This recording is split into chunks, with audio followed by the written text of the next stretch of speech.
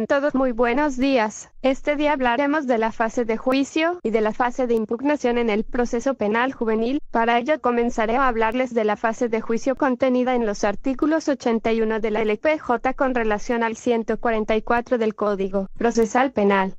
Primero, culminada la audiencia preparatoria se señala fecha y hora para la vista de causa. Segundo, se inicia con el auto de mérito art. 83 LPJ, se realiza con formalidades y técnicas de litigación forense en ese momento, donde se produce la inmediación y valoración de cada medio de prueba, tanto por las partes procesales y materiales como por el juez, a quien corresponde pronunciar sentencia. Tercero, se supletoria con art. 41 LPJ y art. 380 CPRPN para habilitar fase de incidente, nulidades y excepciones. Cuarto, se estipula que una vez sea declarada abierta la vista de causa, se procede a explicarle sobre la importancia y significado de la audiencia, dándole lectura a los cargos que se atribuyen. Luego se pasaría a la producción del material probatorio, que de forma inadecuada inicia con la propia declaración del adolescente, sin que se hubiere producido prueba de cargo en su contra art. 84 LPJ quinta. Excepcionalmente se pueden ampliar cargos art. 85 LPJ por el surgimiento de un nuevo hecho o una nueva circunstancia que modifique la calificación del hecho objeto de audiencia o integre un nuevo delito continuado. 6. Recepción de pruebas art. 86 al 89 LPJ. Luego se tendría que seguir con incorporación de los dictámenes y seguido de la prueba testimonial, para finalizar con la incorporación de la prueba documental, clausurándose la vista de causa, con los alegatos finales de las partes procesales, y con la intervención de la víctima e inculpado si estos quisieren manifestarse al cierre de la audiencia.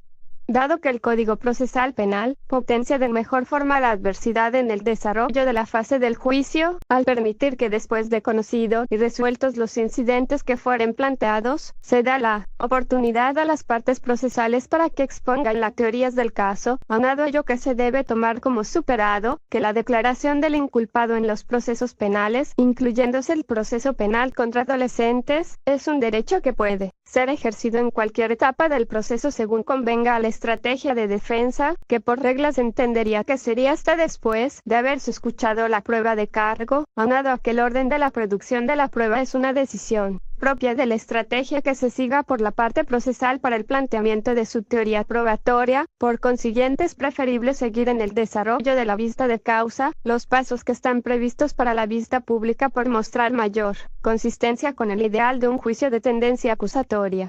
7.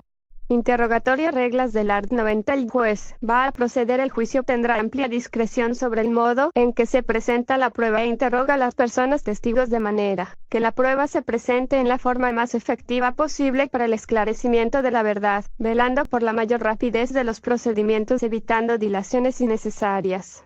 Se protegerá el derecho de las personas testigos sobre un asunto no comprendido dentro del alcance de un interrogatorio previo, lo cual es un examen directo de testigo. Sin embargo, se trata de lo mismo, es decir, señala la forma en que se deben de construir las preguntas dirigidas a los testigos o a los peritos en alguna materia para incorporar información a la audiencia de juicio y probar con ello algún hecho.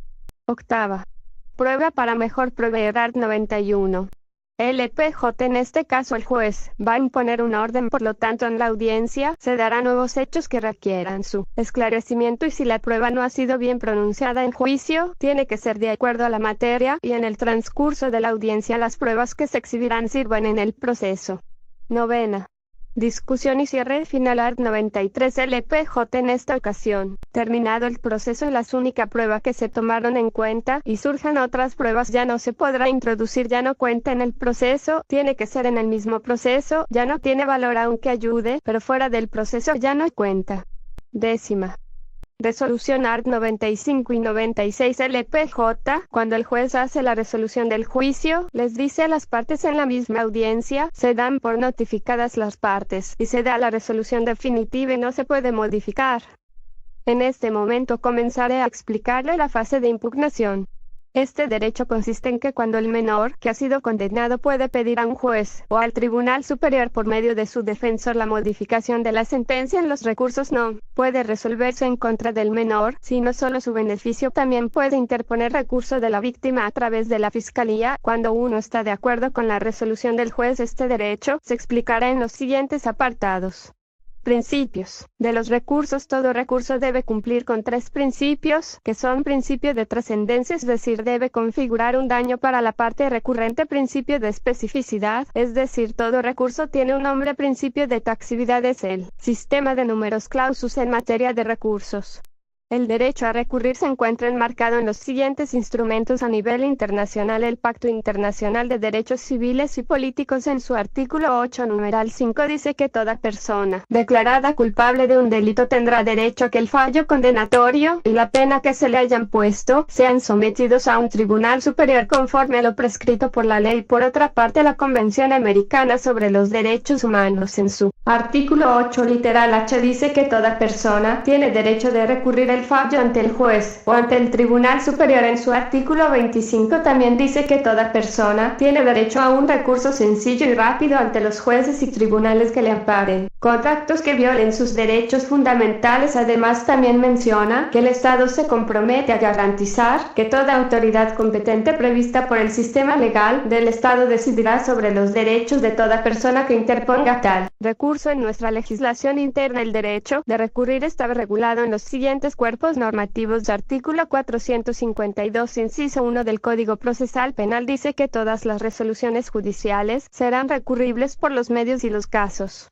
expresamente establecido también en la Ley Penal Juvenil. En su artículo 97 establece que los recursos que proceden contra las resoluciones judiciales son el de revocatoria y el de revisión, y el de apelación especial. ¿Cómo se interponen los recursos? Se interponen de forma oral en las audiencias, o por escrito en el tiempo y forma establecidos bajo pena de inadmisibilidad. Según 98 de la LPJ, debe indicarse los motivos de recurso y fundamentarse la parte de la sentencia o resolución que causa agravio. En materia de menores no existe recurso de casación, ya que no hay una sala que conozca el proceso de menores. Los recursos deben de cumplir con ciertos requisitos, los cuales son: impugnabilidad objetiva, se refiere a la resolución que produce daño, está relacionada con el principio de taxatividad. El segundo requisito es la impugnabilidad objetiva, eso se refiere al sujeto legitimado para impugnar, mejor conocidos como recurso, el cual debe señalar el error.